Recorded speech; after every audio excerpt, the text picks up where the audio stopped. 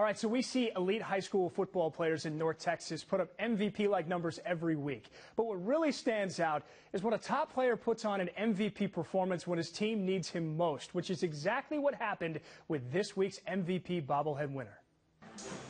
TJ McDaniel is a bruising running back for the Southlake Carroll Dragons. Through 5 games, he already has almost 800 yards and 14 touchdowns. But last Friday night, against Denton Guyer, McDaniel put together a performance that the Dragons desperately needed in order to put away the Wildcats. McDaniel ran for 154 yards and scored 3 touchdowns to help Carroll keep pace with Guyer until the Dragons were able to pull it out down the stretch. For helping Carroll remain undefeated, TJ McDaniel is our MVP bobblehead winner. He just looks so smooth with the ball in his hands, and TJ joins us now with his offensive coordinator, Marshall Williams. All right, TJ, there's your bobblehead. What do you think, man? Looks pretty much like me. Pretty accurate. They do a great job.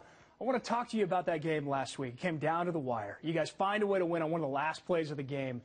What's that like in the locker room after the game? I mean, is it even more special when it comes down to the very end like that? You know, especially against one of those tough opponents like Guyer. Yeah, it did.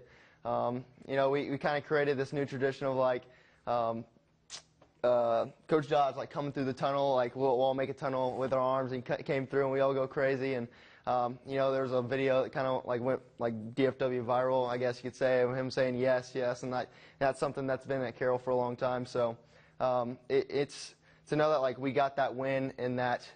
With that kind of play against one of those teams, it was special. No doubt about it. Marshall, for you, I want to know what your job's like calling plays. You got a guy like this you know is going to take care of the football, eat up that clock. That's got to make your job a little easier, right? Well, it was a high intensity, you know, lot of responsibility to take care of the football and try to find a lot of yards and get down the field with only about a minute 11 seconds left, and it was a high-intensity situation, but, you know, Coach Dodge does an unbelievable job with managing a coaching staff that keeps it cool, and when you keep your cool as a coaching staff, the players, they fall right in line. And, TJ, I wanted to ask you quickly about your older brothers, both playing college football. What's that been like for you, and how valuable has that been for you?